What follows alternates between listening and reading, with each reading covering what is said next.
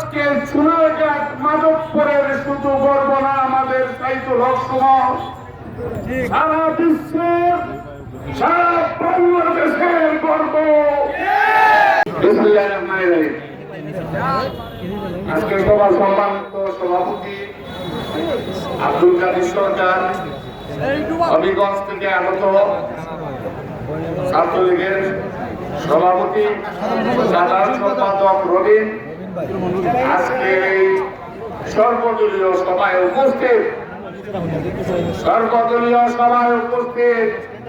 সকল জনসাধারণকে জানাইতেছি আমার সালাম। মনে বড় কষ্ট নিয়ে আজকে এখানে দাঁড়াইছি, কিছু কথা বলতে চাই। যে কথাগুলো একটা মেসেজ, সারা বাংলাদেশের জন্য একটা মেসেজ দিয়ে গেলাম। যেহেতু সময় কম, তাই মেসেজ দিয়ে গেলাম। আজকে যে ষড়যন্ত্র চলছে, যে ষড়যন্ত্র করে আমাদের এই সোনারঘাটের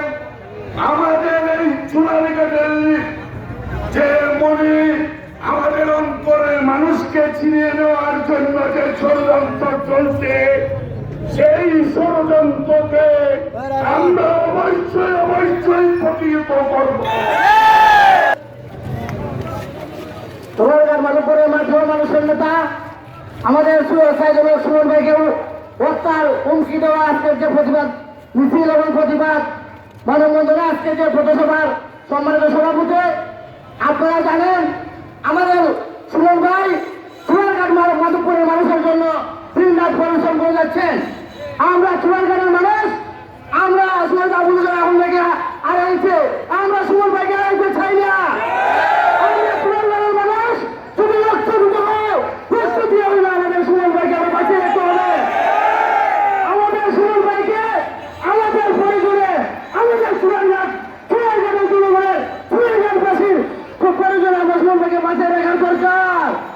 কারণ সোনারঘাটের উন্নয়নের জন্য আমাদের সুমন ভাইকে বাঁচিয়ে রাখার দরকার।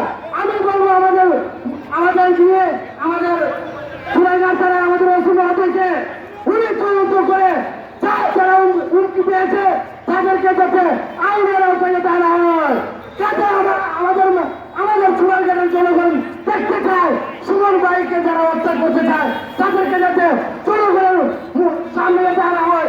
এই কথা বলে আমি আমার বক্তব্য শুনলাম। জয় বাংলা, জয় বঙ্গবন্ধু। এত আতঙ্কের মাঝে সুমন ভাই বলে সোনারঘাট মাধবপুরের কি হবে আমি যদি মারা যাই। সোনারঘাট মাধবপুরের সংসদ সদস্য দেশটার সাইদুল হক সুমন ভাইয়ের হত্যার হুমকি আজকে মানববন্ধনের সম্মানিত সভাপতি, উপস্থিত জনতার একাংশ, সবাই কাছে আমার সালাম, আসসালামু আলাইকুম। হিন্দু ভাইদের কাছে আমার আদাব। সুমন ভাই একটা কথা বলছেন, আপনারা দেখছেন, সবাই শুনছেন, সুমন ভাই মারার হুমকি।